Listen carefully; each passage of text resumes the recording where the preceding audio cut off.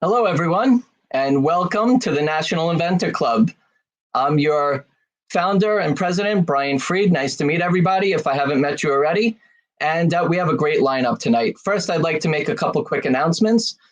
Proud to say that I have the supplemental trademark registered for National Inventor Club. Just received that in the mail today. And for the patent attorneys or agents that are on, if you want to put that in the chat to explain it, that would be great. Otherwise, we can look it up a little later and talk about that. Also, National Inventor Club, if you'd like to become a member, obviously we have free membership, and paid membership does have its benefits. If you're a paid member, you get introduced on one of the National Inventor Club meetings that we're having, just like tonight. You will also be able to participate in our Inventor Showcase, which will give you about 4 minutes of presenting your invention, your prototype, your finished product. And we also have service providers that are paid members as well, and we'll have a service provider Inventor Showcase. A couple months ago, we had an Inventor Showcase. It was very successful, and I'm looking forward to doing many more together. As also, when you're a paid member, you also receive the National Inventor Club t-shirt. So I love sending these out. So you're more than welcome to sign up as a paid member, or you continue to become to be a free member. That's great. Really great lineup tonight. We have Aditi from Indiegogo. I know that there's a lot of inventors out there trying to figure out, and even startups, entrepreneurs, how are you going to get your product manufactured, and do you have the money to do it? And one of the possibilities is crowdfunding, which we're going to go over tonight. Before we start with Indiegogo and Aditi and her presentation, I'd like to introduce some of the other people that are going to be speaking tonight. We have Will Salas. He is from PTRC, which is a division of the U.S. Patent and Trademark Office. So PTRC stands for Patent and Trademark Resource Center. Will, give us some quick tips and tricks from PTRC. Yeah. Thank you, Brian. It's always good to be on here. Hello, everybody, all the inventors and entrepreneurs out there. I work at the Smithtown Library in Smithtown, Long Island, New York. If you're local in the area, I'd be happy to work with you. I could work with you in person, and I could also meet with you via Google Meet. And what I do is, first, I wear a lot of hats. I'm a librarian first, but I work with the United States Patent and Trademark Office. We are accredited to offer information and tutorials about patent searching and trademark searching. So for tonight's 2-minute tip, I'm going to talk to you about trademarks. One of the first questions I get is from business owners, entrepreneurs, is why don't I just apply and let the trademark office go ahead and find out if there's an existing mark or a pending filed mark that's already out there. Well, the thing is, you're not going to get your application fees returned to you. So it's always a good idea to do what they call a clearance search. What you want to do is make sure that your mark is not infringing upon an already existing mark or a mark that is pending. And the reason that you want to visit with a Patent and Trademark Resource Center, or if you have the means to get some legal representation, is because the search can be a little difficult. And the reason it's difficult is because there are 3 levels of trademark protection. There's common law, and common law means that anyone can have rights to their mark. They don't have to register. Really quickly, you've probably seen the TM and the SM already. These are free for any business to start using right away. And what this does, it alerts others in your industry that you're interested in protecting your mark. That's the common law. State level is state level trademark protection. If you own a food truck and you're only doing business in a couple of counties in your state, well, you can get a state level trademark protection. But if you're doing online and you're shipping items all over the country, the best protection for you would be federal trademark protection. And that's when you get the encircled R, which everyone is striving for. That assumes that you have ownership throughout the country. You can actually register your mark with the U.S. Customs Agency, and the U.S. Customs will actually look for any knockoffs coming in across the borders of your product coming in with some fake products with your logo on there. And just to recap, trademarks, again, are anything that's tangible, like your iPhones, your pens, and your water bottles. So you could use the TM right away for anything, any product that you're selling. And the SM stands for service marks. If you are a work with taxes or lawn services or hairdressers, you're providing a service and you can use that right away. So these are the kind of tips that you will receive when you visit with me or any other PTRC around the country.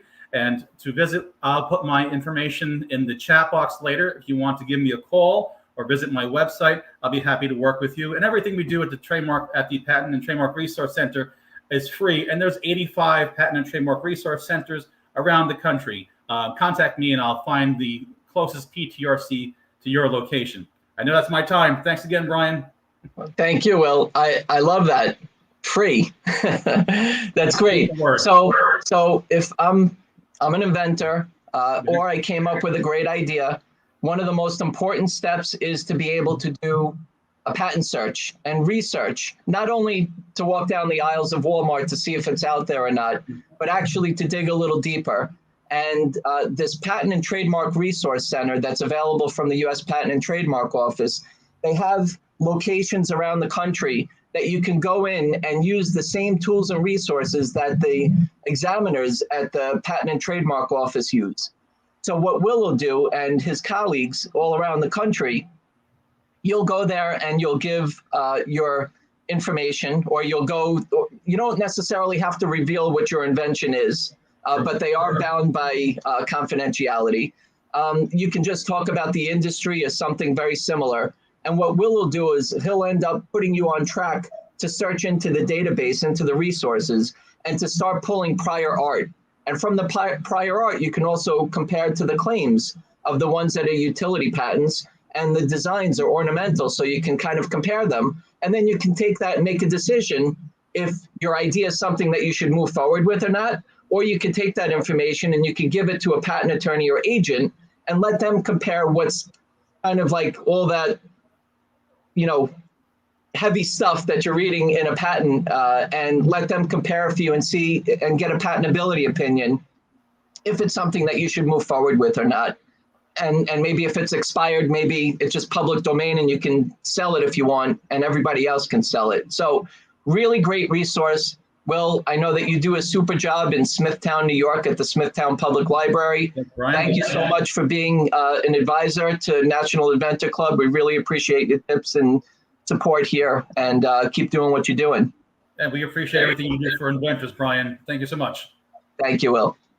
Okay, all right, let's get, let me put, where is Erica? Hi, Erica. Let me get you into the stream here. There we go. How you doing, Erica? Good, Brian. How are you?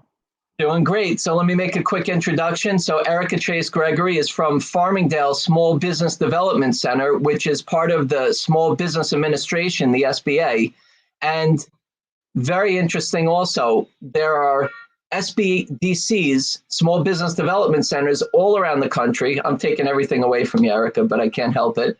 And unbelievable resources that are available for startups, inventors, entrepreneurs, whatever you want to call yourself. Erica, why don't you give us some quick tips and tricks from the SBDC, and also maybe to tell us a little bit from your perspective of what the SBDCs do for inventors and entrepreneurs. Sure. So I'll start there. The Small Business Development Center is a network. In New York State, we have 22 centers. And like Brian said, there are centers across the nation. So each state and territory has an SBDC network. We are part of a national network from the ASBDC, which is the America's SBDC. So anywhere in the country, wherever you are, there is a center close to you, probably within a 30-minute radius, that you can connect for free. We give services to existing businesses and startups, people who just have an idea and want to work through, seeing if their idea for that business or product is viable. We can help you with looking at the costs of that, looking at the regulatory information that's pertinent to your industry, that you want to get into. We can help you looking at how to manufacture things. We can get you all sorts of resources to help you get to where you want to be in your business, whether it's a service providing business or a product business that you want to get into market. So wherever you need the help with for your business, we're there for you as a free resource. Everything you share with your business advisor is personal and confidential. We are bound by confidentiality. So we have a lot of inventors that come to our center at Farmingdale Small Business Development Center, and we've helped them from start to finish. My tip and trick for this month is to talk about when or how you go about moving from free service to paid for services. Often entrepreneurs get to a certain level where they need to bring on a paid for service to help them get to the next level. And certainly inventors are a group of entrepreneurs that certainly need to spend money at some point to get to their next level. So what we want to do is make sure that you have the tools that you need, not to go into those those arrangements too soon, because you certainly want to be ready and find the right resource for you that will bring you to the next step before you spend a lot of money that you're not ready to spend. So you don't want to waste money. That's not what you want to do. So some of the things you want to think about is, number one, get a few referrals for who you need. So if you're looking for an attorney, you'll want to get 2 or 3 referrals from sources that you trust. So either the Inventors Club certainly has service providers. Brian can always give you referrals. Your SBDC will have referrals for you. We don't recommend any specific vendor for you, but certainly we can refer. And then you want to do your due diligence. So what that means is ask questions, set up an appointment, make sure that you have a list of questions that you ask all of your vendors the same questions, where you want to go, what you want to do. That way, when you get your answers, you're comparing apples to apples, and you know what services you're going to get for that fee, and also what projected outcomes you can anticipate. So again, you'll want to ask the same questions, get a few referrals for the vendor that you need, and then set up your meeting. That vendor or service provider should give you some time to answer those questions. If they rush you through answers, or if they say, yes, we do that, and they're vague, use your gut. If you're not comfortable with them, if they're not giving you the time in a consultation, maybe to go somewhere else. Service providers become a real integral part of your success. So make sure that you feel comfortable with them. And again, look for referrals from trusted sources. And again, don't just go with one. Thank you so much, Erica. Erica and the Farmingdale Small Business Development Center are a partner sponsor of National Inventor Club.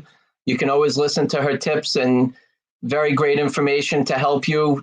Most of the time, I know that people in my Inventors Club, when I was working in Long Island with you, Erica, they use the SBDC for research, for business plans, for connecting up with local resources.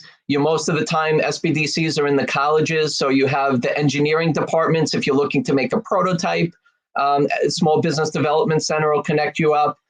And just great information, and even grants and loans and all different types of things. So thank you for your help and support with National Inventor Club. There's a couple people asking in the chat where they can find their local SBDC. So can you give the website? I know it's America's SBDC. Is that right? Yes, I will put it in the chat for you. Thank you. Excellent. And guess what? The meetings with the Small Business Development Center advisor are free. Okay, so take advantage of our government resources. Thank you very much, Erica. Be well and keep doing what you're doing. We appreciate all the help and support, and also everything that you're doing with all the COVID what's happening with COVID and the small businesses out there. Thank you for saving them and keeping them going. You're welcome. Thank you, Brian. Have a great night. Thank you. You too. Okay, let's meet a couple inventors. We have it's tough to get everybody on here. Some prefer not to be on when they become a member, and others are just, the timing might be off, but I have Dr. Ryan Letts is one of the, let me just get Erica. Let me get you back here. Hold on one second. There we go. All right, was that Erica?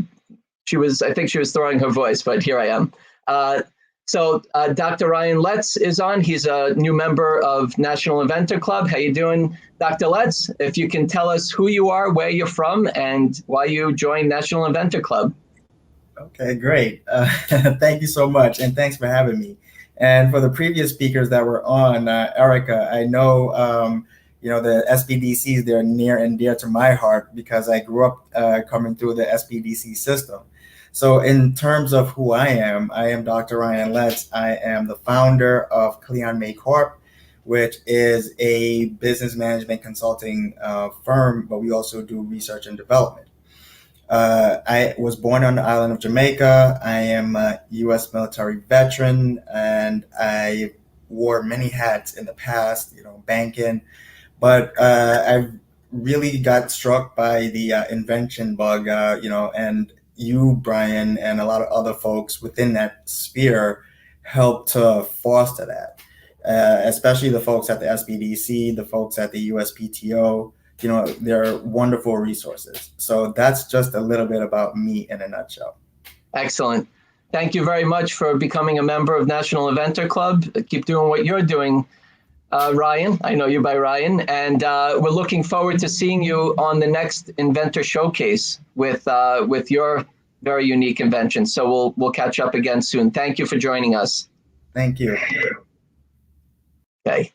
All right. I have Dr. Lillian Ellis.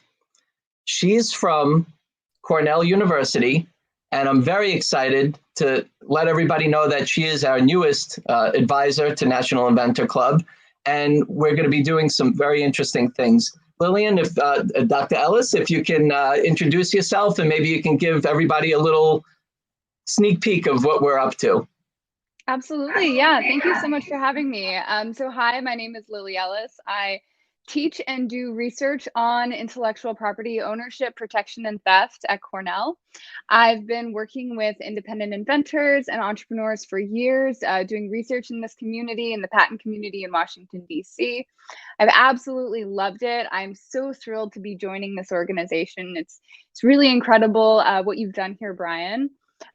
So over the next couple of months, and we hope to do this in the long term as well, but we'll be rolling out a series of research studies, trying to get a sense of, what the current state of the independent inventor entrepreneur community here in the United States looks like, what sorts of resources, seem to be most useful, to get a sense of your stories, experiences, your products, how you connect with your ideas, your creative process.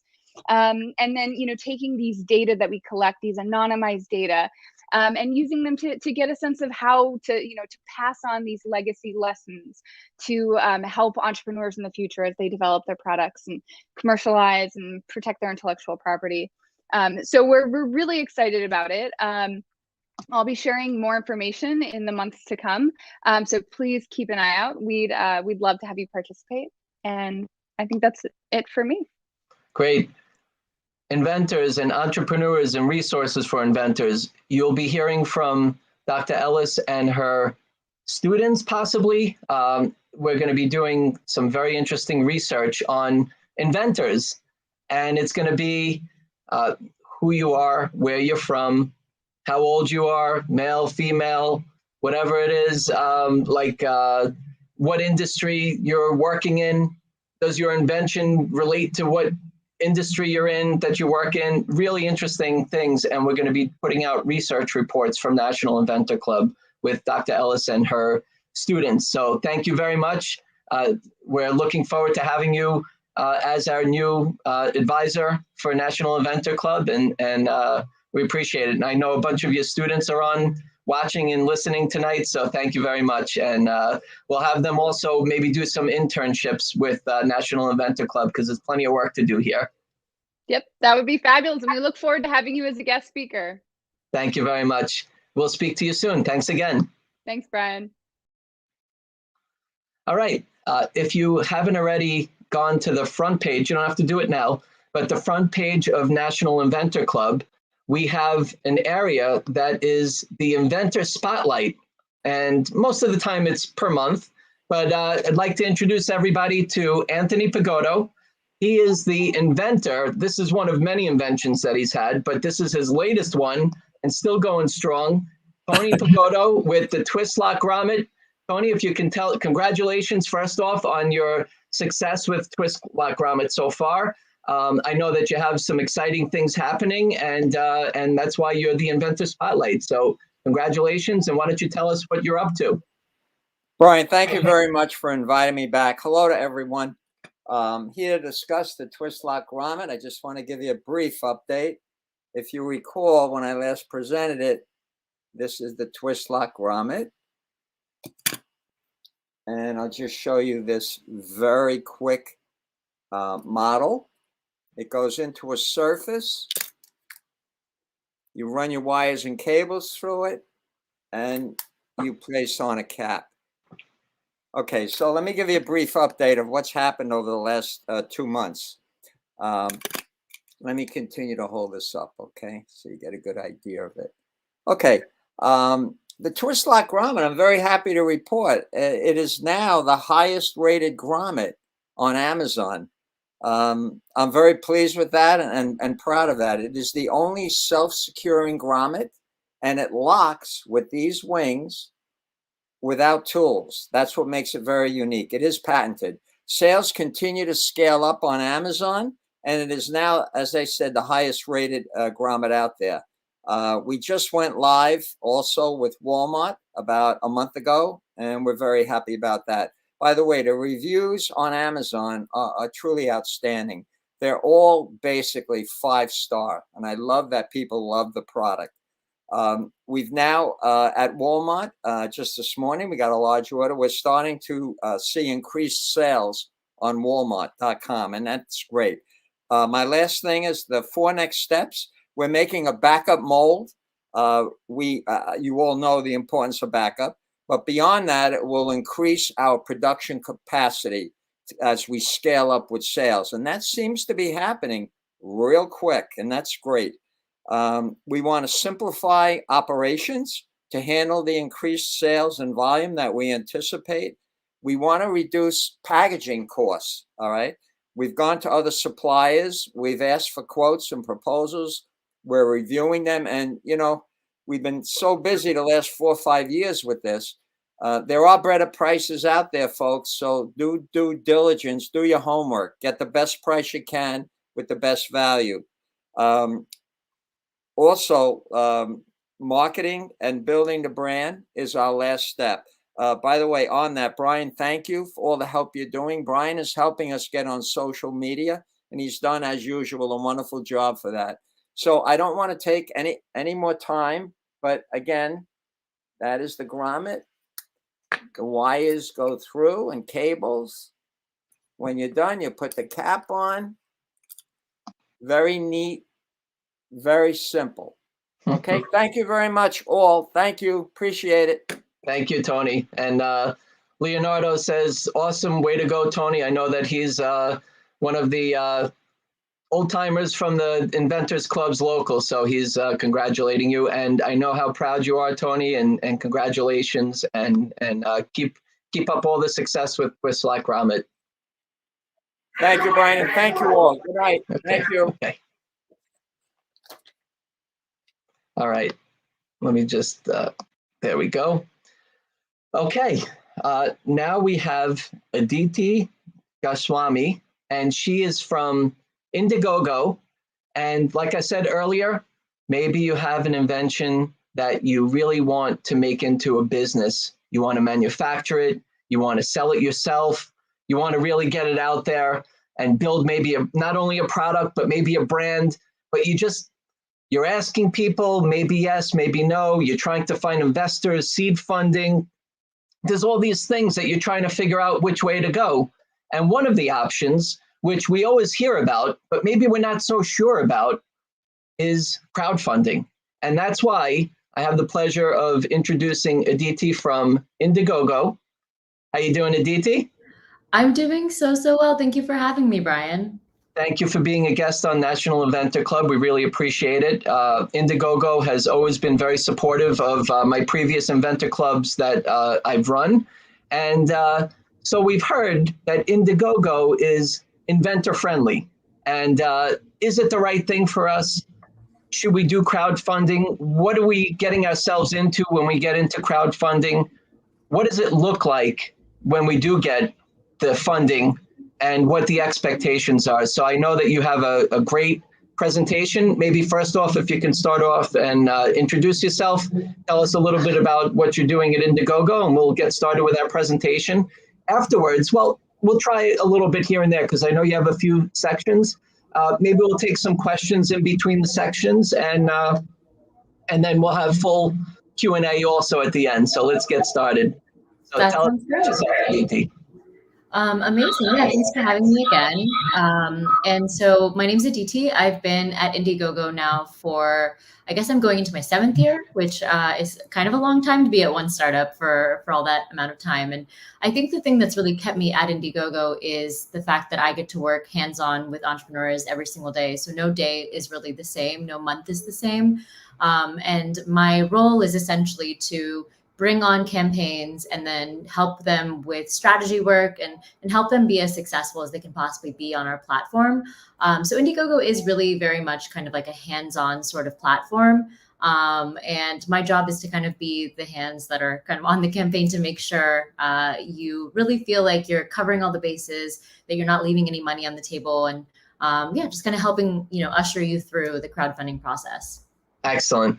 Okay, so we're ready to get started. Everybody ready? This is what we've been waiting for. Let's hear from Indiegogo. And is your invention into crowdfunding? Should you crowdfund for your invention, for your startup?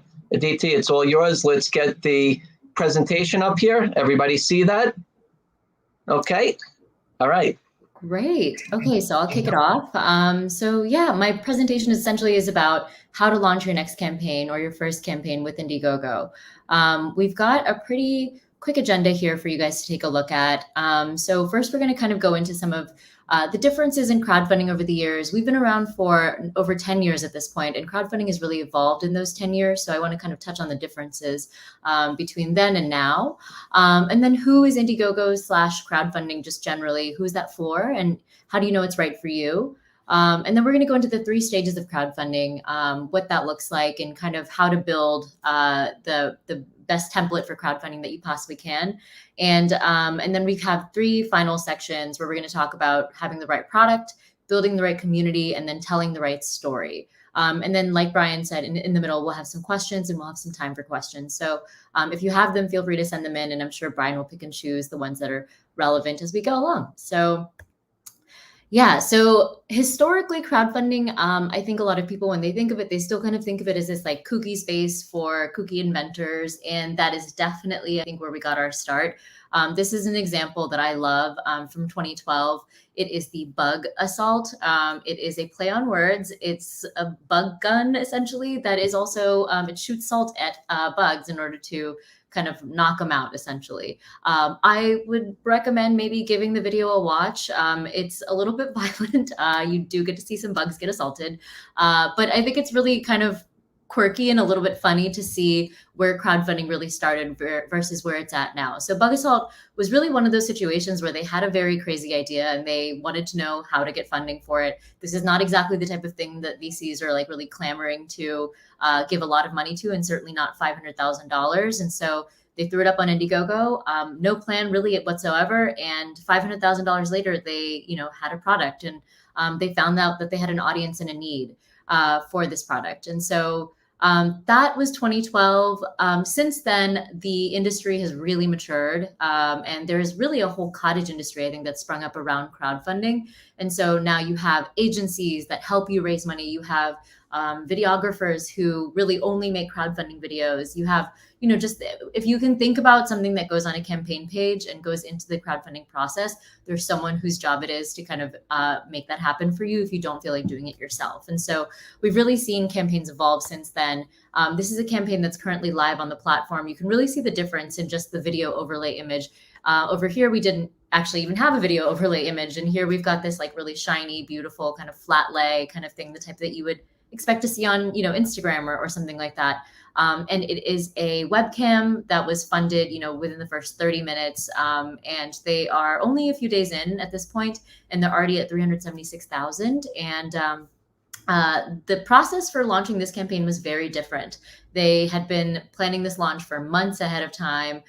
They had some money that they poured into ads beforehand. They had an agency. So it's really very different than what the Bug Assault team did. And that's kind of how crowdfunding has evolved over the years. So Aditi, that one, if you just go back 1 second, that one, they were looking for $15,000, and they worked with an agency, which you'll explain a little bit later. But at the end of the day, they're so far at $376,000 that they raised with 2,150 backers. Wow. I guess that's what you call viral? Is that? Yeah, this definitely is one that took off very quickly, and that 15,000 is right. They hit that number really quickly, and I think something that you'll notice across a lot of crowdfunding campaigns these days is that number kind of seems a little low compared to what you might imagine someone would need to build a product, and that's because not everyone that comes to crowdfunding these days really even needs the money in order to produce. And so I'll kind of touch on that a little bit later. But yeah, they have 2,100 backers at this point, and like I said, they're only about a week into the campaign, and they're going strong. So very nice. Yeah.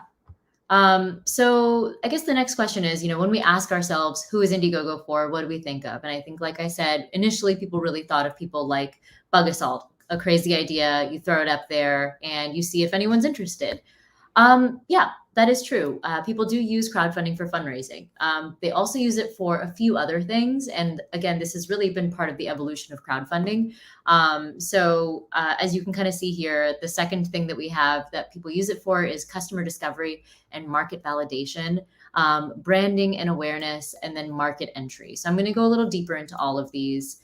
So you guys can kind of figure out if one of these four really applies to you, or usually I find it's actually a combination of the four, and sometimes, all four. So yes, this first one, fundraising, this is the more traditional thing that people think about when they think about crowdfunding. So crowdfunding is for startups who need funds to actually manufacture their product, and crowdfunding creates that opportunity for the customers to actually give you that money. So that way you don't need to go to VCs, you don't need to, use all your savings up in order to produce the product. And so this is definitely the more typical one. And like I said, this is often a factor in people's crowdfunding process, but it's not entirely the main thing anymore. The other thing that we're really seeing is that people are using this as a customer discovery and market validation tool. So unlike, selling your product at Target or, just like a brick and mortar, when you are selling a product online, you're really getting a lot of information about your customer base. And so through Indiegogo, you're actually able to learn a lot about who your target customer is, what's working for them, what isn't working for them in the ads that you're running. And you're doing a lot of A/B testing as the 30 to 60 days of the campaign is going on. So that way you're finding out, what sort of messaging really resonates, what doesn't resonate. Maybe this feature isn't really what people are looking for. Maybe this product isn't really what people are looking for. So crowdfunding can be a great market validation tool for campaigns. And so a good example of this is, Bug Assault. We started there, and now a couple years ago, we've worked with names as big as Lego, as big as Bose, household names that we all think about when we think of like some of the big household products. And so Lego ran an Indiegogo campaign a couple years ago, and they had a really limited number of products that they wanted to sell, and they just wanted to figure out, is there an interest in something like this? And so They market tested with this product to see who would be the target audience, and how can we make this feel really niche and interesting. And crowdfunding was kind of what they struck upon. Like I said, Bose was another one that did this. They had these sleep headphones that you could put in, and essentially it kind of like rocked you to sleep, not literally, but figuratively. And so it was kind of like a little sleep headphone. It was a play on their typical in-ear headphones. And so they tested that first with the Indiegogo audience before bringing that live and selling that in their stores. Aditi, so for example, with the Lego, they don't need the money. We know that Lego is well funded. They used your platform to validate or maybe to figure out which could be their next launch. And based on that, so people are investing, I guess you could say, or donating, I don't know which word really that you'd prefer to use, and in return or in exchange for something. Right. So what was this Lego about? How did that work? Yeah, that's a really good question. So the terminology that we use on the platform is perks and pledging instead of buying and ordering, because what you're doing with a crowdfunding project is you're not actually technically buying anything. People are giving you, X amount of money, typically for a discount off of what your MSRP is actually going to be. And so you're not exactly making the most amount of money off of this product, but they are taking a risk by supporting you before this product has been developed in most cases, before you've actually put in the manufacturing order. And they are supporting you early on, and they're expecting to receive a perk in return. So it's not a donation per se. I really wouldn't think of it as a donation, because that will probably lead to some pretty upset backers and a community that is unhappy that you weren't able to deliver on your promises. So think of them as customers kind of by another name. And yeah, Lego essentially used this as a way to figure out, was there a need for this product? Who actually really liked this product? Who the audience would actually look like? And what sort of messaging could they use when they actually did roll this out to the brick and mortars? And so they were able to get a lot of interesting learnings from it. Okay, thank you. Of course.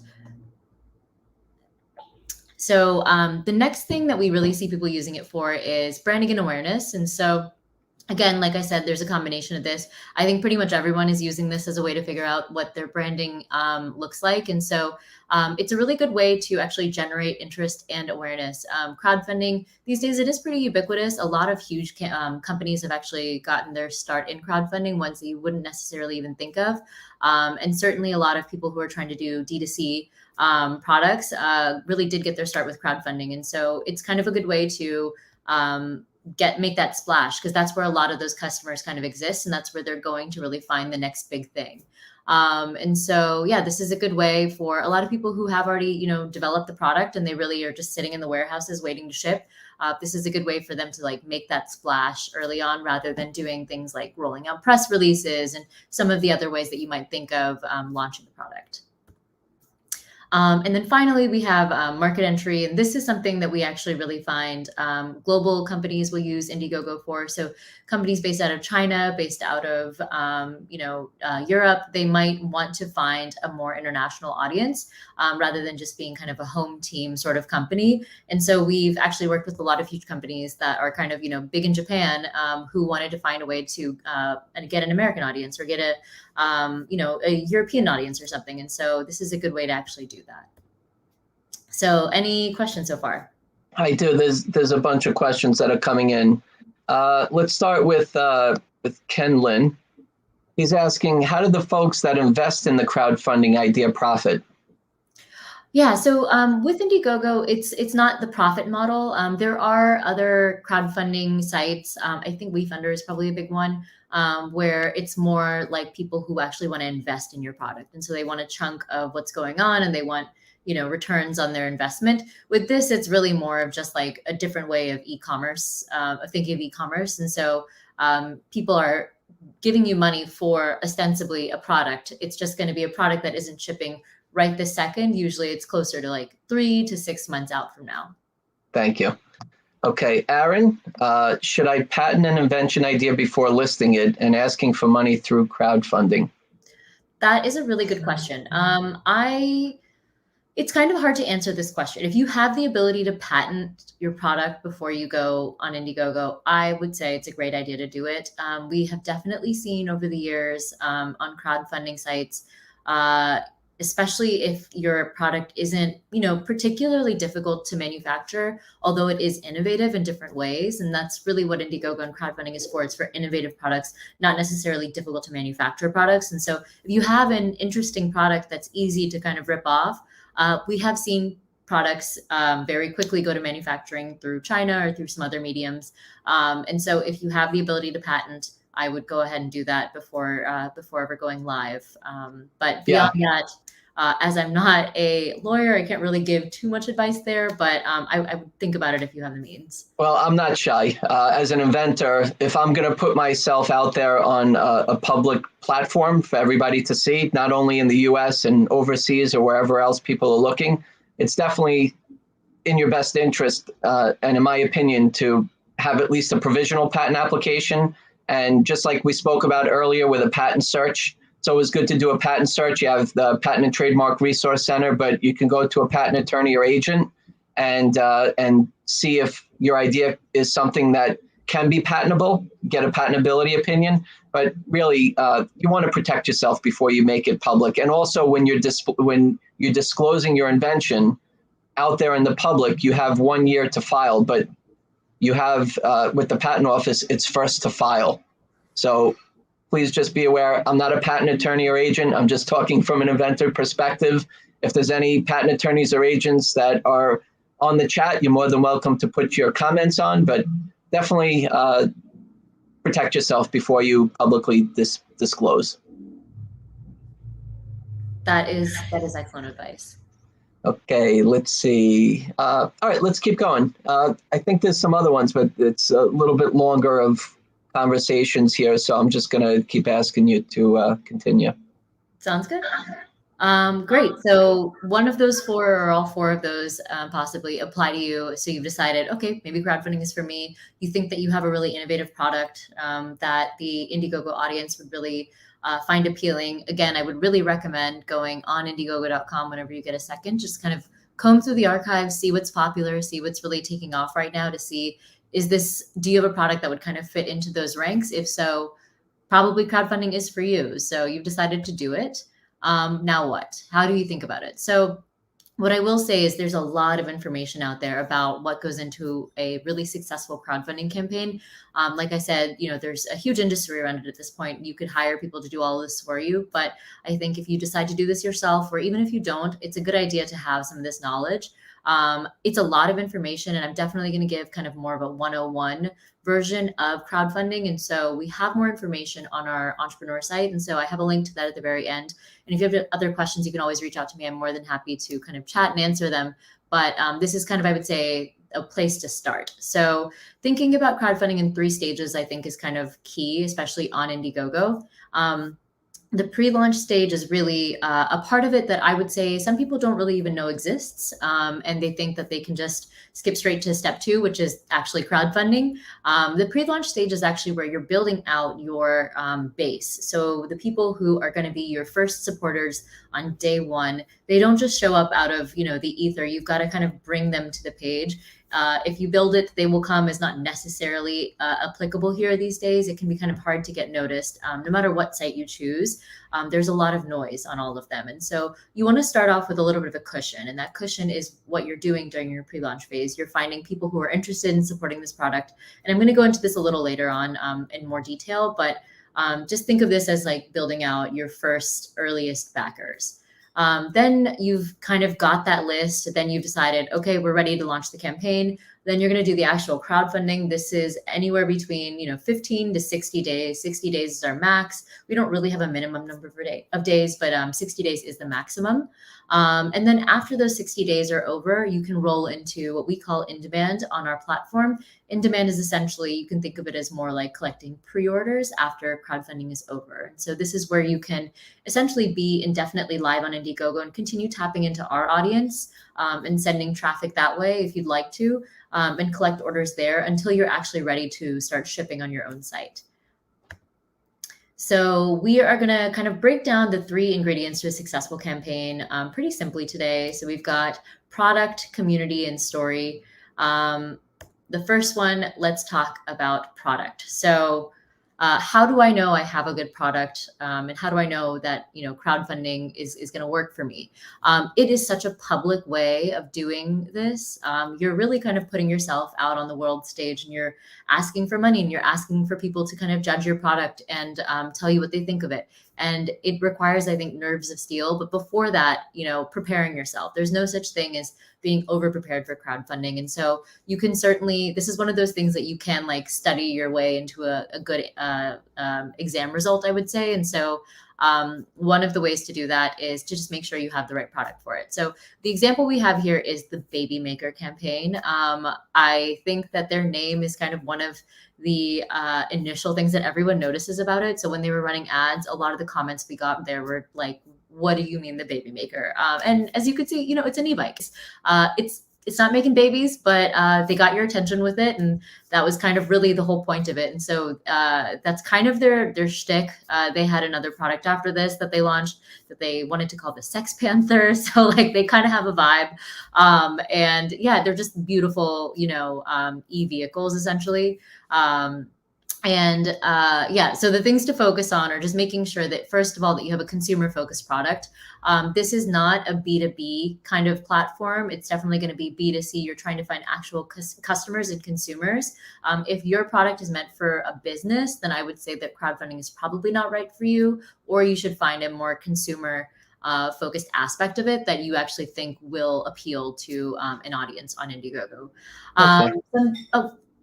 Did you have a thing, Brian? Well, I was going to say, Aditi, is this at this point? So here we are. We have an invention.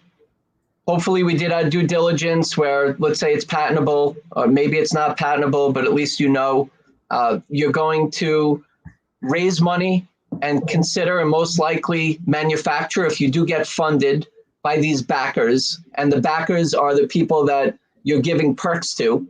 So a perk can end up being, let's say this bike, for example, if you give us a perk, or you give us money for this perk, when we end up manufacturing this bike, we're going to send it to you. Maybe the first one that we have for a higher amount will have our signature on it, or it'll be made out of gold spokes. But whatever it is. So for us as inventors, we're always, when we get to that point, we're at that fork in the road, whether we're looking to license our inventions and we're looking to manufacture it. So what you're talking about is that we're kind of all in, where we want to be an entrepreneur. We want to be able to go into manufacturing. And if we had the money, we would do it. And that's where we're at right now. So I just kind of wanted to summarize where it is. And based on what you're saying, many people use Indiegogo and this crowdfunding platform to be able to validate their invention or their idea. And look, if it ends up not doing well, it could be for the product possibly, or it could be that you just didn't have enough people attracted to your campaign. So I know that you're going to speak about that a little later, so I don't want to hit it here, but there's a lot of decisions to be made. But this is a great opportunity for inventors that do want to manufacture to make some noise, get people involved, and be able to get your product out there and have this brand awareness. So we appreciate it so far. Yeah, I think that's exactly right. Whether you are really successful and raise whatever 13.7 million or not, I think there's something to be learned with the process of crowdfunding. So success looks different for every single campaign, I would say. So even if you don't hit the numbers you were hoping to hit, I think you still probably learned so much from that experience about who your customer is or isn't.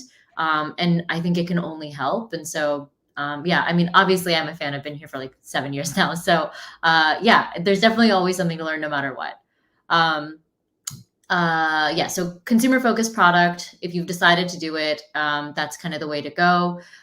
Something new and innovative. Yeah, I really would take a look at the site just to see what other products that you're seeing there. It isn't always, something cutting edge, like the first, e-reader that also combs your hair or something crazy like that. It can just be something that's a little bit of a different take on the average product that they can get already. So the thing to think about here is people are buying a product that's not going to deliver for another 3 to 6 months probably. So how different do you have to be in order to make people wait 3 to 6 months in order to get your product? And so that's really the way to think about it when you're actually describing the product, when you're making the video, when you're doing everything you need to do in order to sell it. Focus on the things that make you different. You made a really good point also, which I when I speak to inventors and myself just getting involved this way, when you're putting a campaign, let's say you want to put a campaign out there, or you want to talk to VCs, venture capitalists, or seed funding or whatever, when they ask you how much money you need or you want, it's probably a good idea to know that answer. So most likely you're going to have to take your CAD file or your specs or whatever it is of your product, invention, whatever it is, and be able to go to a factory and be able to get some quotes and be ready to be able to put it on here to say, I need this amount and I'm going to use this to manufacture my invention. And if you give me enough money, perks, then I'm going to be able to manufacture this and you'll get the perk and I'll be in business. So definitely a good idea to know what you're going to ask for, right, Aditi? Yeah. Before we ever launch the campaign, we will ask you, what is your goal? And so we'll ask for a dollar amount that you need in order to produce the product.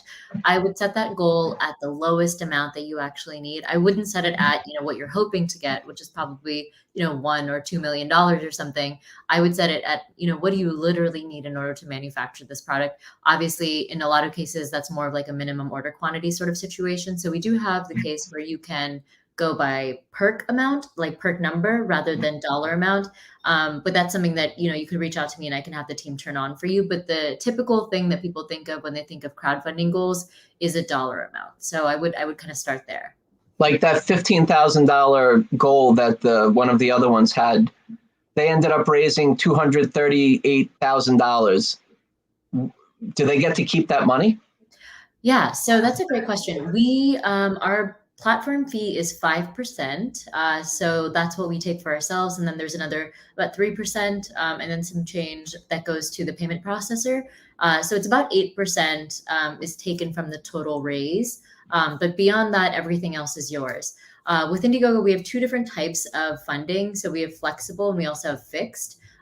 Fixed is what you might think of when you think of Kickstarter. What they have is kind of an all or nothing system. So you have to raise 100% of your goal in order to actually receive any of the money. We have that as an option, but I would say the more popular option for most people is flexible, where no matter whether or not you hit your goal, you're still going to get the money, and that's flexible. And so I would say for the most part, flexible is definitely the way to go. I think it makes it a lot easier for you and also easier for us on the back end. If you want to adjust a goal in the future, we can help you do that. So that's kind of how I would think about it. Okay. Excellent. So yeah, we talked about, wanting to make sure that you have something different, and you figured out what the differentiating value or the features are before you ever go live, and identify the clear market for your product. Part of the crowdfunding process is figuring that out. And part of the pre-launch process is running ads that help you figure that out. But you want to have some idea in mind, who that clear market is going to be. And rather than saying something like, oh, this is for everyone, I think that is kind of the bane of the crowdfunding market. Usually like something a little more niche is a good idea. An approachable price point for this type of product, it's important to do your research. And so again, I can't reiterate this enough. You're not delivering for another 3 to 6 months. And so what is the price point that will make people feel pretty good about the fact that they're not going to get a product for a little while? So usually it's cheaper than what is currently available, especially for something like this.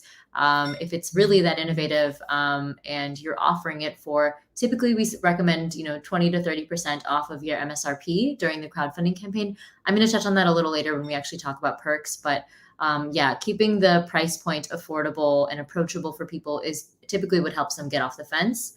And finally, you want to make sure it's not impossible to manufacture. That 3 to 6 month timeline is the one I keep repeating because that is when people start to get impatient at the end of that 6 month mark. So you want to make sure that you are aiming for delivery within 6 months. Things like a global pandemic do happen, and then they create shortages across the world. And so people are understanding. It really is, in the end, okay, as long as you are really communicative, but keeping that in mind is important. So when you go live, you want to make sure that you do have a working prototype and manufacturing secured. So at least have a bare minimum idea of where these are going to come from, and start having those conversations. You aren't using the crowdfunding 60 days in order to start thinking about that. All of this should be done beforehand. The reason we say that is because, again, the industry has evolved. It's really gotten to a place where people have ordered things from crowdfunding and then they've been burned because they never delivered, because someone got in over their head. I don't think anyone goes into crowdfunding trying to steal people's money. What just happens is that people don't know how much it's actually going to take to deliver. And so something that we encourage now is, at the very least, have a working prototype. It also helps with shooting photos and videos to actually have a working prototype rather than using, renderings or something like that. Consumers can generally see right through that, and they start to question whether or not this is ever going to deliver. And so having a working prototype really does help build trust, and manufacturing secured, of course, so that way you can do that 3 to 6 month timeline. Under promise, over deliver is definitely the thing that you want to do here. So, you say it's going to deliver in 3 months, and then you actually get there within 2. And that means you have happy customers who are back for round 2 and round 3. So we're going to talk about community next, because I would say this is the most important part of the crowdfunding process, and the part that a lot of people don't recognize is actually, I would say, the bulk of the iceberg. And so let's kind of just jump really quickly into steps to growing your community. This can feel kind of overwhelming for people, so we've broken it down pretty simply. The first thing we recommend doing is creating a landing page. So this is something you can do on our platform. We do have the ability for you to create a landing page where you can collect email addresses and let people know that a crowdfunding campaign is coming. Or you could actually just do this off platform as well. If you want to do this on your own site, if you already have a fully functioning site that you're really comfortable working with, do it there. That's totally fine. Usually you have more control there. But if you want to do it on our site as well, just to kind of have something to send people to on our platform, that's also totally fine. I will say that our landing page is a little more bare bones than one that you'd be able to create. So if you want more control, you can do that. But we do have the ability to, do some A/B testing, so you can figure out what sort of messaging is resonating and, what's getting people to sign up. The important thing with the landing page is really you're just trying to collect people's email addresses. You're not collecting any money at this point, usually. There are certain strategies where people will collect $1 down at the time of collecting their email address, but that's a whole nother thing. And if you're interested in that, I'm more than happy to chat about it. Just shoot me an email and I'm happy to go into it, but it's far more complicated than we can get into tonight. But so mostly you're just trying to get people's email addresses, and that is, them sort of committing to purchasing the product later on. So you want to make sure you're making it really clear on that landing page that this is an email address that you're collecting, so that way you can feed them information about when the launch date is. Use words like crowdfunding, Indiegogo, things like that, so people know what they're actually signing up for. It's better to have really quality leads rather than a ton of leads that actually don't end up converting. Do I have to be a programmer to make my landing page? On Indiegogo, you do not. It is really very much like a plug and play sort of system. If you want to do it on your own site and you have a programmer on hand, or you're a programmer yourself, have at it. There's also a lot of people will do the Squarespace thing and kind of have a more plug and play option off platform. And so there's definitely options there. If you really want to get started here, there's, again, so many resources, not even created by our team, just really out there already. So if you just type in like how to create a landing page or something like that, there's a lot of plug and play options even outside of something like Squarespace. Okay.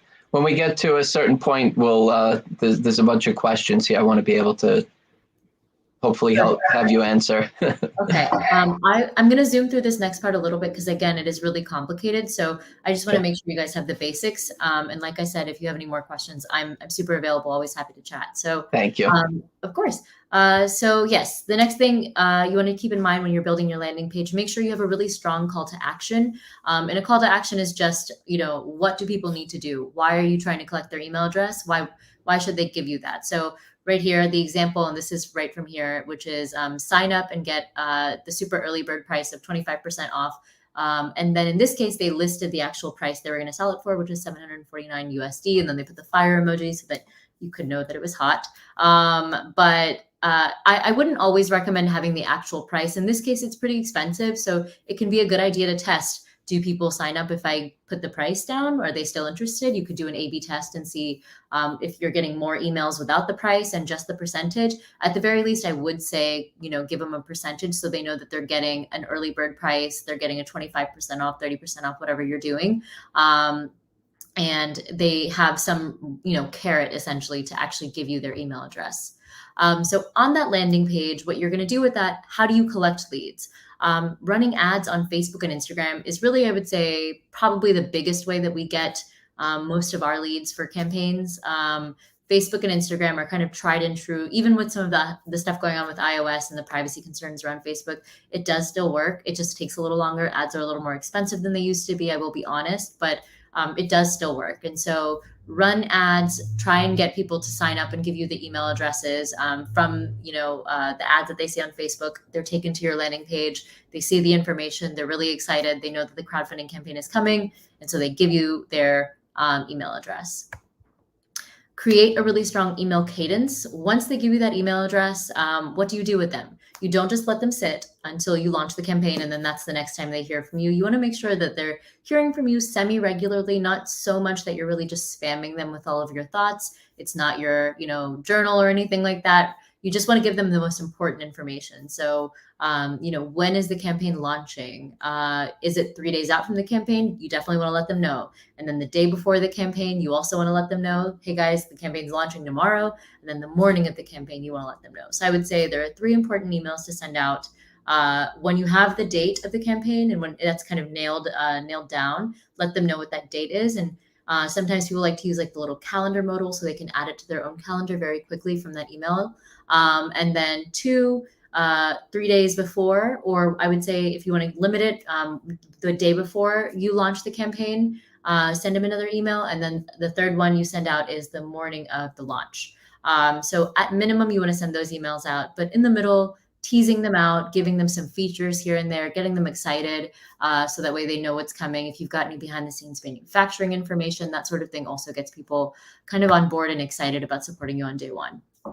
And so, yeah, think of that email drip as essentially building confidence with them so that way they actually want to support you on day one. It's really important when you launch your campaign that email list actually converts. A number that I would kind of keep in mind is we see about a 2 to 3% conversion off of that email list, which feels a little low, which is kind of why you want to go pretty high in terms of how big you build that email list. And that 2 to 3% should build out 30% of how much you actually really want to raise of your campaign. We can do the rest after that. You can also run ads during the campaign while it's live, but at least 30% of your funds should come from that email list. So 2 to 3% conversion, 30%, those are some key numbers to kind of keep in mind. This next point is connect with the community on multiple touch points. The examples that we have here are, Twitter, Reddit, things like that. So if you're present in a lot of places, they'll feel like you're more legitimate and they're getting access to you in a few different ways. Not everyone is going to be on Instagram. And so if you're going to use Reddit, I would say keep it really authentic there. Don't try and sell. The Reddit community hates being sold to. Use that more for like AMAs and just building confidence with the community. Aditi. Mm-hmm. For us, many inventors and entrepreneurs out there, we may have come up with a great idea or a great business opportunity, but we're not marketers or programmers or designers, graphic designers. So on your last slide, it could be a little bit or maybe a lot overwhelming for many not so tech savvy type of people or a group of people that are working on their ideas together. So what do we do? Where do we go? Because I don't know how to, and I do, but I'm just talking on behalf of some of the people's questions out there. How do we get this done? Because yes, we would love to be able to get the money and raise money for what we're doing, if that's what you call it, to be able to get perks out to people. But how do we make this all happen? We don't even know what Reddit is and how to generate Facebook ads and all that. So maybe you can help us. Yeah, so I would say you kind of have a couple of options here. If marketing is not your wheelhouse, totally understand. I'm not an inventor. I market and I do all of this instead. And so I'm not out here trying to learn how to invent and how to build, incredible products like you guys. And so I would say that it's best to get someone on your team who can do this. And so whether that means making a hire or getting a freelancer or just hiring an agency who has done this before. There's a lot of agencies that's, their whole thing is all they do is run crowdfunding campaigns for people. And they've been doing this for years now. And so if you want some agency recommendations, I'm happy to give you guys those. Just feel free to reach out to me. Again, my email address will be at the end of the presentation. So reach out to me. I can let you know. They come at a variety of price points, and some of them do get really, really expensive. Others are less expensive, and sometimes they'll do things like take a percentage of what you raise instead if they feel like especially confident that you have the means to do something. So I would say there's agencies at a lot of different price points for different needs. And then there's always freelancers who you can just kind of pay part-time to do this for you. And the same goes for all of the other stuff. When it comes to things like graphics and graphic design, again, you can hire someone to do it. You can hire a freelancer. You can hire someone on a site like I'm fully blanking on the one right now. Upwork. There's Upwork and Guru. You can hire, just like any agency, you can hire an agency that specializes in Indiegogo campaigns or crowdfunding campaigns. Then there's pieces, because you gave us the secret sauce here of what we need to do. And we can hire somebody to do each one of these things, or somebody that knows how to do all these things that are freelancers. So you can find somebody that works in an agency that does things part-time that can do the same thing as an ad agency to save. So look, everybody's on different budgets, and that's all relative to what a lot of money is or little money is to you. But yes, it is possible. So don't let this list, because I know a lot of you can look at it and say, I don't know what to do. So good. There's some options out there for us, and they can be extremes of simple freelancers to agencies. Yeah. I would use this more as like a template, so that way when you do talk to a freelancer, you know what they're talking about. So even if you're not going to run it yourself, you should have like a basic understanding of, what it is that they're going to do. So that way, that they're doing it right also. And so you don't want to hover. Obviously, you have experts and you want the experts to do their job. But having a little bit of a basic understanding of what goes into a successful crowdfunding campaign, like he said, the secret sauce, I think was always going to help you make sure you're also picking the right freelancer for the job. And so making sure that you're picking someone who knows this also. You don't want someone who, like, this is their first or second gig. Obviously, you want to give people a chance, but just if you have a little bit of knowledge, I think it'll help you weed through some of the people who are maybe snake oil salesmen when it comes to promising a bunch of ads and delivery that they can't actually manage. Well, look, with anything that you do, make sure that you always do your research and do your due diligence and ask people what their experience was like before you hire somebody. Just because you tell them your idea doesn't mean that you're committed or obligated to them. Make sure that they're good to you and they're good for you, and make smart business decisions. As I tell many people out there, make smart business decisions and take your emotions out of this part of it. Yeah, I would really treat it like kind of like dating. Like, don't marry the first person you ever talk to. Have a bunch of people that you have kind of vetted. You've talked to them. Do they understand your product? Do they understand what you're trying to do? Are they promising returns that don't really make a lot of sense? If they're like, oh, I can get you 30x return on your ads, you should definitely question that. So thank you. Yeah. If they feel like there's something wrong, especially if you talk to 4 or 5 people and they're all promising you like 3x, 4x, and suddenly some guy's telling you 20x, you should question that 20x for sure. So yeah, definitely do your research. And when you're saying that, it's okay, I want to raise $10,000, but I'm going to get you 20,000. Is that what you're saying? Yeah. So if someone says, okay, you've given me $10,000 to run ads, I can turn that $10,000 into $3 million.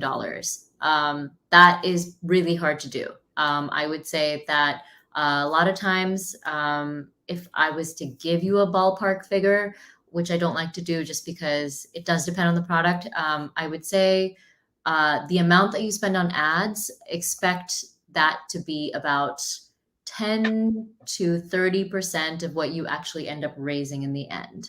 Look, all these percentages, we don't really know what that means because many of us have not run an Indiegogo ad before. So realistically, Aditi, what do you think that we would spend if we were going to start an Indiegogo campaign on a shoestring budget to working with an agency? What do you think? It depends. I have known people who haven't had more than, a couple thousand, like $2,000, $3,000, $4,000 to spend. If you're going to spend $2,000 or $3,000, $4,000, I would say that's going to be about 10% of what you end up raising in total. So if you have, $5,000 to spend, my math's not great, but 5,000 is 10%, and then you've got 90% left. And so, or let's make it easy, $10,000 to spend, then you're probably going to raise about 100,000. That's a general ballpark that you can kind of use. That definitely differs. And when you figure that out is when you're running these ads early on. If you're getting really, really good returns, and again, you don't need to worry about this, hire someone to do this if you don't know what a good return looks like.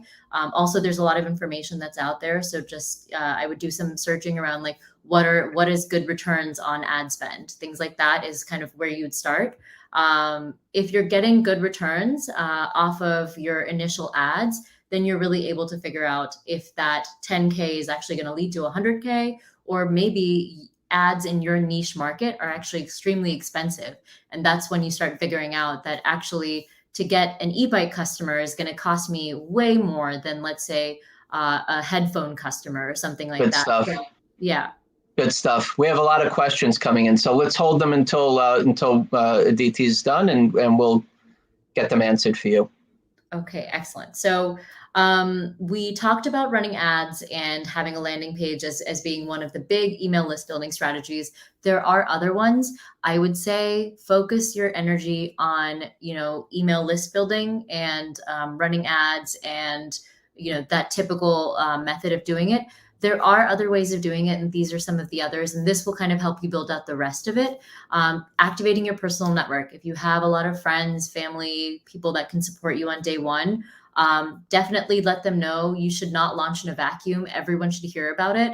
Crowdfunding, again, like I've said, it is really public. So get used to asking people to support you, get used to reaching out to them personally, over text, over call, over email, whatever it might take, and actually getting them to support you on day one and week one. And ideally you want them to actually buy the product as a way of supporting you. Then if you've got a social following, if you're someone who is really tech savvy and is, social media savvy, and you've built out that audience there, make sure you tap into that, let them know what's going on before you ever launch a campaign. So that way they feel like they're kind of there for the journey of that, and you can convert that social media following. You can also reach out to the press. This is, I think, what a lot of people think about when they think about more traditional e-commerce. So, launching with a PR agency or hiring someone to do some PR for you, to reach out to, like Mashable or some of these like online publications that will talk about a crowdfunding campaign. TechCrunch is a big one. We've even seen some people get press as big as like the New York Times. So, depending on how innovative your product is, you could go that high. But press, I would say, don't expect press to bring in all of your money. Press is more just like a nice to have, since these are people who are going to see your page and they may or may not be interested. But it kind of does give you an air of legitimacy, I think, to get some press. Okay, great. It's important to create some shareable content. And then when we can all see each other in person again, attending industry events is really important. Something like CES or some other industry events where you actually find people who are building these sorts of products and consumers who are interested in these sorts of products, spreading the word there. And again, working with partners, I think this is the big one. If you don't want to do this yourself, there's always people you can hire to do this. So it's really, you're counting on building your list through your social media or through just general social media. And then you have this list and you send out information about your campaign and you send it out again. And then friends and family and whoever else you send it again to them. And hopefully they share it with somebody else they know to extend the network and be able to build and generate enough of perk money to be able to manufacture your product and send them the first run that you do. Yeah, exactly. I think this graphic kind of illustrates that a little bit also. And so kind of think of it as like what you do before your launch and what you can do after your launch. And so that email collection on that landing page, that's one part of it. It is a big chunk of it, but some of the other things you can do is sharing the content on Facebook and Twitter, just social media generally.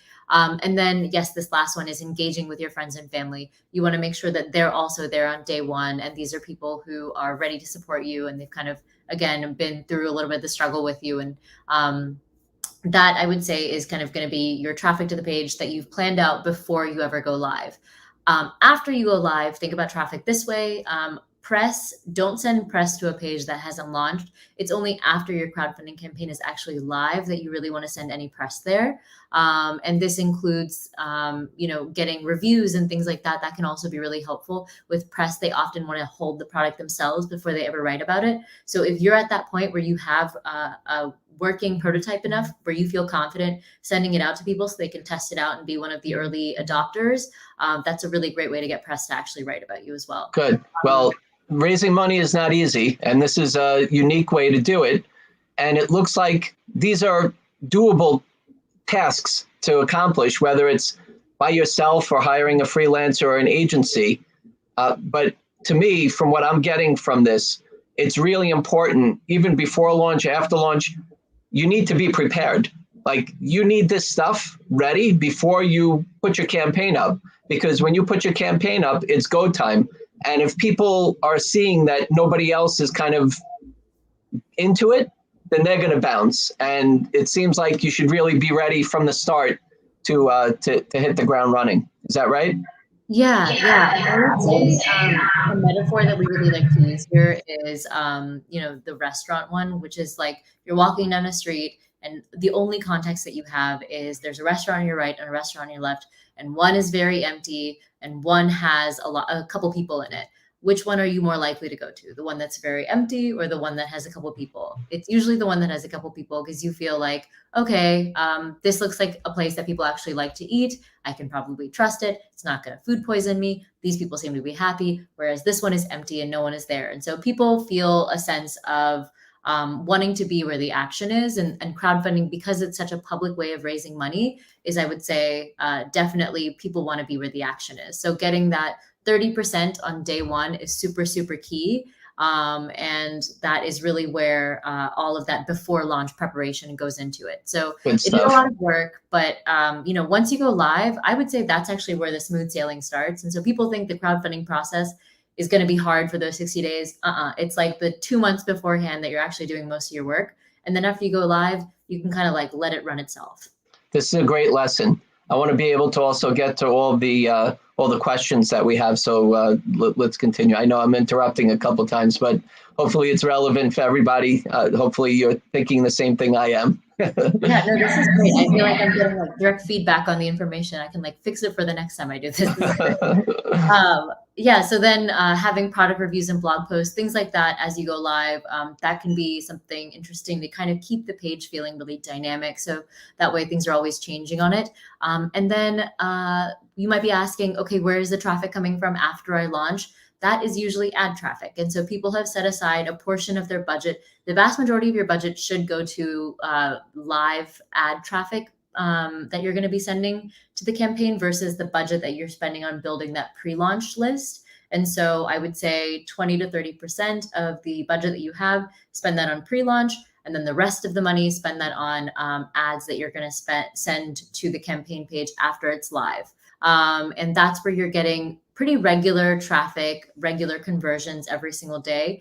Indiegogo is going to do its part as well. We have a huge audience. And so we like to, make sure that any campaign that we're working with especially is getting highlighted. And so, like I said, reach out to me. I'm happy to make sure you get some coverage on the platform. But we have newsletters, we have organic newsletters, we have homepage placements, we have social media. So we have a lot of different ways to access our audience. And so that's also going to be driving a lot of the traffic after you go live. Okay. So email numbers are not enough. You do have to keep your community engaged after you do launch. And so What this means, I think another number to kind of throw at you guys, I know I've thrown so many percentages already, but 75% of backers we found actually want to communicate with campaign owners before they ever contribute to the campaign. And so, they look at the page and they see other people are there, but they have a lot of questions beforehand. Before, it used to be that you would have to put an email address that they could reach you at pretty prominently on your page, so that way they would know where to get to you. But we've actually got a feature these days that allows you to essentially have people leave comments whether or not they've purchased the product. So it used to be that in the comment section, you had to have already bought the product before you could leave a comment.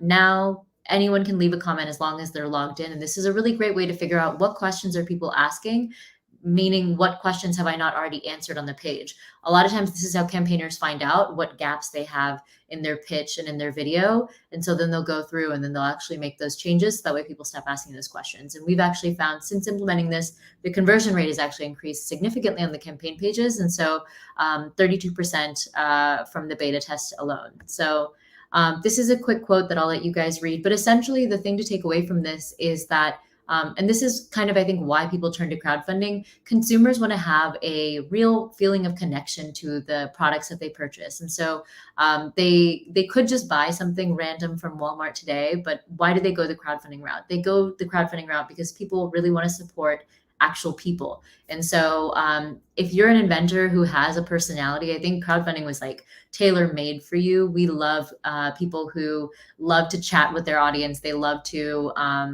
send out videos to them after they've launched the campaign, letting them know like, hey guys, behind the scenes look of what's going on with the manufacturing.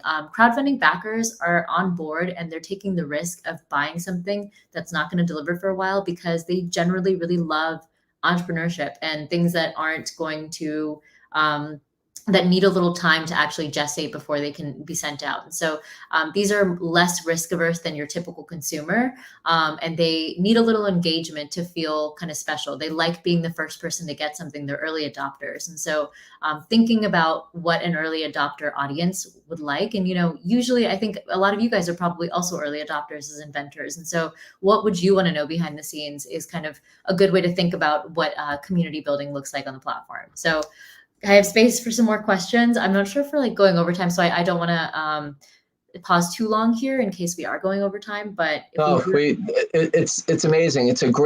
This was a great lesson and an intro because we're not sure really. We've heard all these different crowdfunding initiatives that are out there. We don't know what to really do to be able to get our product out there. Sometimes we think about licensing, which means that we would not do this necessarily, and we would basically have, let's say, some good intellectual property. I believe that that's important. Having a good prototype, maybe even your CAD files if it's that type of product, and then being able to go to a company that already has product in retail or selling somewhere, and basically renting the rights to your intellectual property to them, where they would manufacture it, they would distribute it, and you would earn a royalty. So your hue, yes, that takes a load off of a lot of what you're proposing here to do. But again, it's based on risk reward. So when you're licensing, your risk is minimal. You could make a lot of money. And again, that's all relative to what that means. Or you can end up licensing to a company that maybe they don't have great distribution, or maybe the buyers aren't into it, and you might have low royalty rate return. But if you end up wanting to be a little bit further and a risk taker, entrepreneur, and getting people involved, then you can use this crowdfunding platform like Indiegogo. And yes, there's work to do, like anything else. You put your time and effort in, and hopefully you see the return. Now, Aditi, sometimes when we're working on this and we end up not getting what we need because maybe, number one, we might not have been prepared. Number two, maybe we didn't have the social outreach to be able to make something happen. So people didn't really know about our campaign. We're not going to necessarily blame it on Indiegogo that you didn't put us in a newsletter or on the front page. But what happens to, we know about the people who are successful. What happens to the people that aren't successful? That's a good question. We definitely had it's ranged. We've had a lot of campaigns who have gone on to, actually, I think a really good example is the one I was going to use. But so Quip, you might have heard of them through, I feel like they advertise in podcasts a lot. It's like an electric toothbrush that's just cuter than your typical electric toothbrush is really, I would say, their main quality. They were actually an Indiegogo campaign years and years ago, and they didn't hit 100%. I think they got part of the way there. They didn't really find their audience, but that doesn't actually mean that you don't have an amazing product on your hands. It kind of just means maybe you have to go back to the drawing board and figure out what you needed to do differently. Quip now is worth probably more than Indiegogo, if I'm going to be honest. They are everywhere. I don't know a friend who doesn't have a Quip toothbrush. And so I think that just because you don't do, a $13 million campaign on Indiegogo, I don't necessarily think that means that you're not going to have a huge product on your hands. I think it just means that you need to really have kind of a back to the drawing board moment of what can I learn from what might not have gone right here. I'm always happy to talk this over also, because I've seen so many of these. So if you ever want to reach out after the campaign's over and you want to talk it over, I'm happy to do that. But yeah, I think there's lessons to be learned regardless, but success also looks really different for some people. For some people, getting $50,000 is a huge amount of money and really all they ever needed to get started. And for some people, they think that $2 million is a failure. And so, what does success mean to you is something I would really dwell on and think about before you ever go live. Okay. There's a bunch of questions here. So let's see if we can answer them as quick as possible so we can get as many as we can in here. And I know it's getting late, but this is amazing information that not only is everybody listening to right now, but it'll be evergreen online, and it'll really give you a chance to take your time and re-listen to this if you need to before deciding on your Indiegogo campaign, if you're going to do it, and just the steps that you need to get done and strategize for sure. So let's see. Coffee Bullet. What if your product is manufactured and packaged, patented and trademarked? Will your product still fit for sales and marketing help? As in, are you already selling the product in store, or would you? So let's say, what would you? Yes. So if you're already selling it, let's say you manufactured and packaged it, you got everything in place. Do you still need Indiegogo? Yeah, I would say that as long as you're not already selling the product in stores, if I can't, I just want to make sure, if I shouldn't be able to go to Target and get this exact product right now. If you are just at the point where you've packaged, manufactured, but you haven't started delivering this product to anyone, then I would say crowdfunding is still right for you. And in some cases, it could be even more right for you because you are the type of campaigner who's able to ship within, a month or so. And that's really exciting. And so you're able to make a huge splash and deliver and get, the benefits of crowdfunding without a lot of the risk for yourself. But if you are already selling this exact product in stores, I would say probably not a good idea, just because our trust and safety team does pay attention to that. They want to make sure that this is a unique product that isn't being sold. And so one of the other things that we'll do is we'll do a check to make sure, is this something that's already available on AliExpress? Did you just white label it and send it out? We want to make sure that's also not happening. Thank you. Another point, just from an inventor perspective. So let's say I need 20,000 for tooling and production, my first run. I end up taking care of all the people that I have to give the perks to, and they're going to get my first production run with my signature on it, my brass, my gold plated one, or 14K one, whatever it is, whatever level that they go on to. And so now what? What do I do next? So now I have 5,000 units in my garage. I ended up taking care of my backers. I have 4,000 units left. I sold 1,000 of them on Indiegogo. What do I do next? So I think part of the planning that you proposed with pre-launch, during launch, is that after launch of, okay, thank you, Indiegogo, for giving us that start. I'm not going to use the other word before that because I'm talking to Indiegogo tonight. But what do I do next? So it's really good, I think, to plan ahead and to figure out, is this something that you may want to launch on a QVC or an HSN? Is this something that you might want to get into catalogs? I mean, we heard from Tony Pagoda earlier that he's doing phenomenal on Amazon. And Amazon, look, you don't have to be in my opinion, you don't have to be in a retail store to be successful. for us inventors, we sell one product out there and people are using it for the same reason we came up with. I think that's success, but it's all relative to what that means to you. But really to have that kind of plan, right, Aditi? What do you think? Yeah, I think that's exactly right. We have campaigners who I would say kind of do a little bit of everything. And so they will sell through in demand on the platform, which kind of is like an evergreen place to have it live on our platform. You can always turn that off if you'd like, maybe 6 months later or whatever it might be. We also have a partnership with Amazon Launchpad. So if that's something you're interested in, we always are happy to set up that connection for you guys. And that's a dedicated part of Amazon where innovative products live. And so that's another opportunity that you have through Indiegogo and launching with us. And then, I have a lot of campaigns that just go onto regular Amazon or QVC is right. I think that's kind of another place where you see a lot of these sorts of products. Really, the sky is the limit here. A lot of times people will also use this as a way to leverage getting more outside investment. And so they can say like, hey, look, I have 2,000 people who bought this product already. There's clearly a demand. If I had, 1 million, 2 million more, I could do X, Y, Z. And so think about what that looks like for you. And a lot of people have used this, like I said, to get tons and tons of VC investment. And sometimes the crowdfunding campaign is really just a drop in the bucket of what they actually are have their eye on. And so okay, that's great. Everybody's asking for your contact info, and why would we contact you, Aditi, and tell us what to expect when we do contact you, because some people are looking for help with launching from what I'm reading here on these chats. Some people are looking to want to understand what their investment is and what their return is. So I know that it's a little bit into, like we spoke about it a little bit earlier, but tell us what to expect when we contact you or one of your colleagues there, and how you can help us. Yeah, so Ryan, I actually have a little bit of the presentation still left. I'm happy to kind of, I know that we're probably way over at this point, so I can kind of skip through this really quickly. If you guys want to take a screenshot, I think this would be a good screenshot to take. Let me get that back on the screen. Okay. What the structure looks like of a campaign.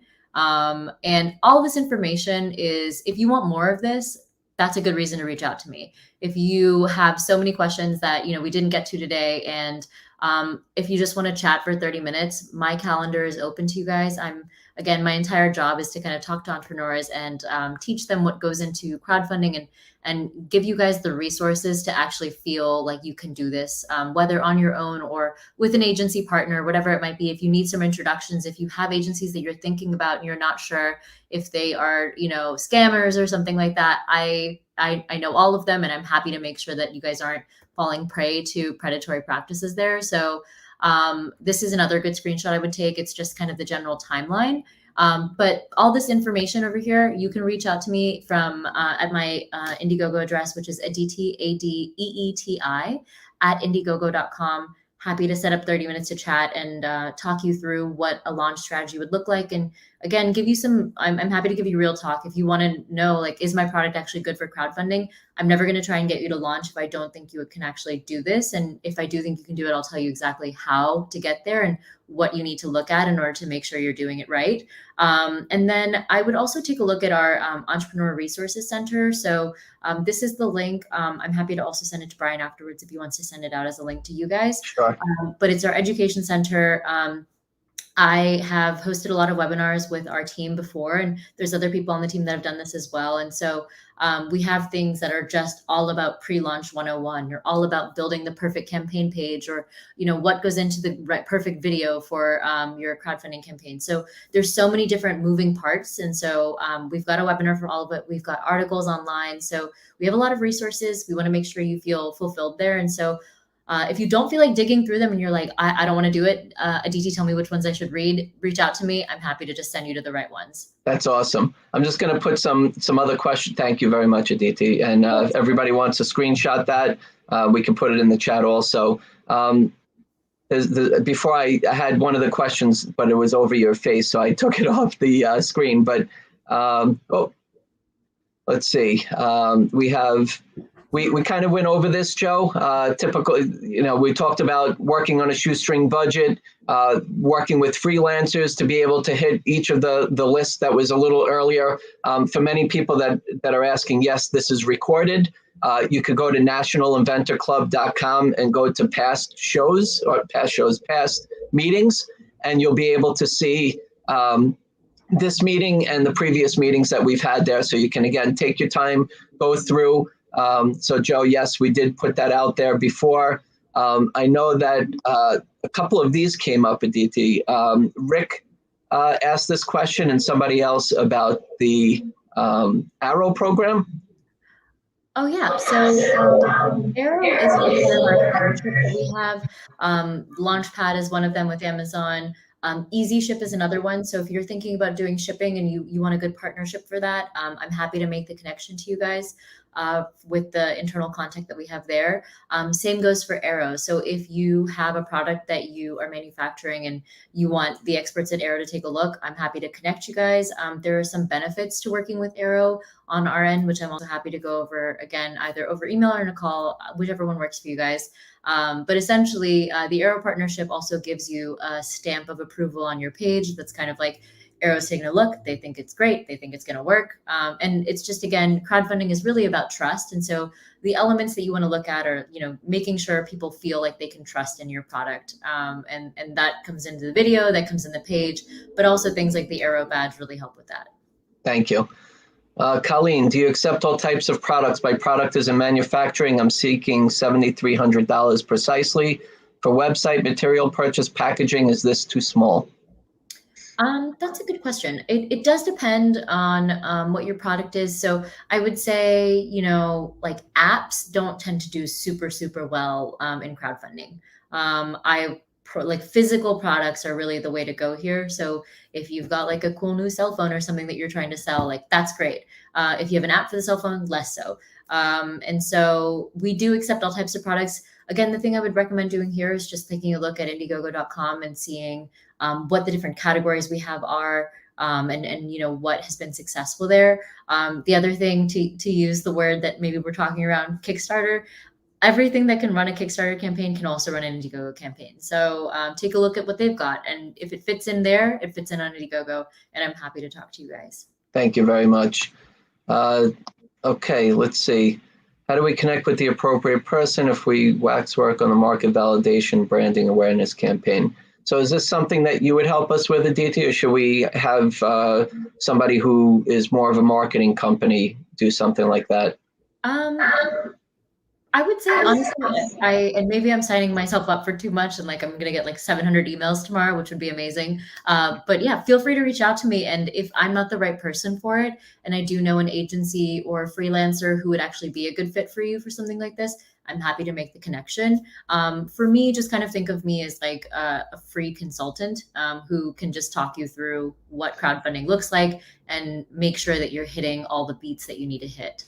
And I also do a little bit of like, if you need to bounce ideas off of someone. Before I worked in this role, I just did pure strategy. And so I essentially taught crowdfunding campaigns how to raise money. And so I kind of implemented on it as well. So I'm happy to do that. Thank you. This is a little bit long. I get nervous about these long comments because it cuts off half your face there. But, I want to take this. Thank you, Marcus, for your comment or your question. But yes, she does know agencies, and you can also find Indiegogo or crowdfunding agencies online, and she's, Aditi was saying also, just do your due diligence like anything else that we've discussed, Marcus, right? Always make sure that you want to work with the person or a company that you're talking to, get references, see how they've done, see successful campaigns. But I have a question for you, Aditi, because there's a lot of options out there for us. And I don't want to get into too many of the other types of crowdfunding options or opportunities out there. But can you tell me why you think, and what I've heard, that Indiegogo is more inventor friendly? How would you answer that? Yeah, that's a good question. I would say so, not just because I work at Indiegogo. I think one of the things you might notice when you go to Kickstarter is that a lot of the campaigns are actually creative products. And so you see a lot of board games, you see a lot of, comic books, things like that. While we do have a contingent of our platform that is that, I would say our bread and butter is tech products. And so pretty much everything I work on is a tech product. And So I think that's kind of the audience that we've really built out to be interested in crowdfunding campaigns. And so these are the ones that you'll find through our newsletters, through our homepage, things like that. And the level of support that we give on our platform is all kind of geared towards making sure you actually resonate with that audience. Understood. You know, I tried so hard the entire night not to use the word Kickstarter, but you did. That's okay. As long as you did it first, that I'm good. All right. Well, I know there's a lot of other questions. I'm sure your inbox is going to be filled. And since this stays online, you'll be asked questions for a long time to come. We really appreciate having you here as our guest. Great information. Really gave us some perspective of this option and opportunity for crowdfunding. So Aditi, most of us are inventors. There's resources for inventors out there. I see patent agents and attorneys and engineers and not a startup. I know a couple of people that are starting businesses that are on here watching and listening. What kind of words of wisdom and some final words of advice would you give us when we're kind of like at that point where we have this idea, we want to get it out there? What do we do next? Indiegogo. No, more than that. Give us some words of wisdom from your experience doing this for 7 years. Yeah, I have to say, I mean, again, 7 years in, every single time I launch a campaign, which is like multiple campaigns a month, I am shocked every single time. It's such a public way of doing this, but I think that as risky as it is, the rewards I find are worth it every single time. And I've never, in all those 7 years, talked to a campaigner who regretted doing this. This is always something that I think probably will be one of the hardest things that you do, but I think it will also be one of the most rewarding things. Connecting to an early community of people who are really on fire for your product as much as you are is like something that you just really can't find through something like Amazon or, you know, again, to use the example of Target. And so as risky as it might feel, as much work as it might feel, I think that it wouldn't be an industry that continues to grow if it wasn't worth it. And so we're here to hold your hand. You're not really in this alone. And so, yeah, it's worth it. That's my piece of advice. Thank you very much. And if you could just tell us, actually, I could just put it on the screen one more time. Here is your contact information. I see there's no phone number. We'll start off with an email from you, and you'll send us a calendar invite to schedule some time.